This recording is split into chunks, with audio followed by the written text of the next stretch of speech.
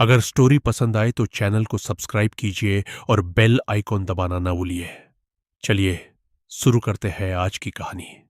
भानगढ़ किले का रहस्य, इतिहास और डरावनी सच्चाई।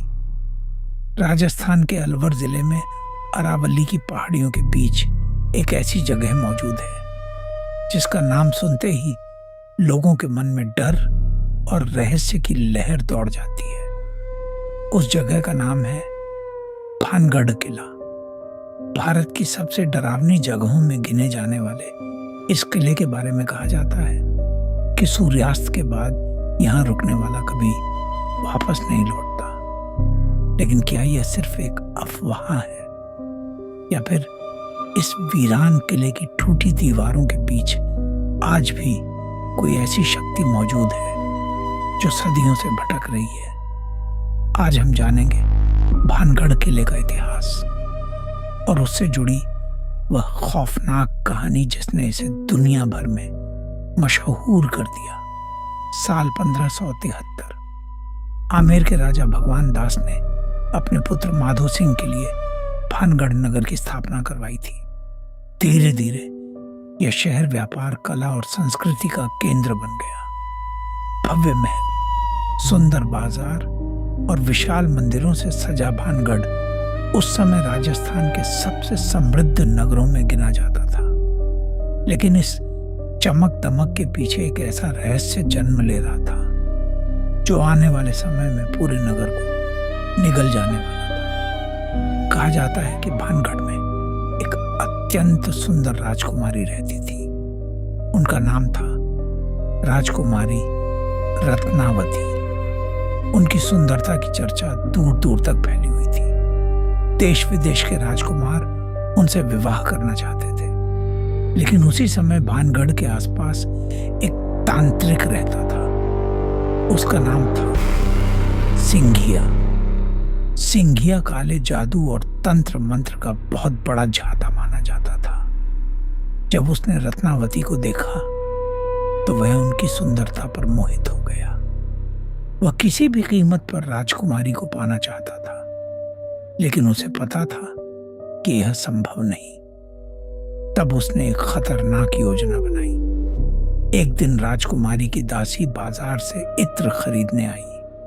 सिंघिया ने गुप्त रूप से उस इत्र पर तंत्र मंत्र कर दिया। उसका विश्वास था कि जैसे ही राजकुमारी उस इत्र का उपयोग करेंगी वे उसके वश में हो जाएंगी। लेकिन रत्नावती बहुत बुद्धिमान थी।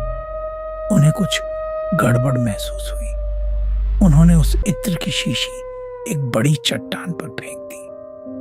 जैसे ही इत्र चट्टान पर गिरा, तांत्रिक का जादू उसी चट्टान पर असर कर गया और वह विशाल पत्थर लुढ़कते हुए सीधे सिंघिया की ओर बढ़ने लगा। भागने का कोई रास्ता नहीं था। कुछ ही क्षणों में वह पत्थर सिंघिया को कुचल चुका था। मरते समय सिंघिया ने एक भयानक श्राप दिया। भानगढ़ नष्ट हो जाएगा। यहाँ रहने वाले सभी लोग मर जाएंगे और उनकी आत्माएं हमेशा भटकती रहेंगी।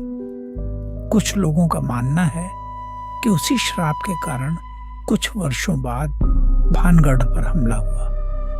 युद्ध, अकाल और विनाश ने पूरे नगर को तबाह कर दिया।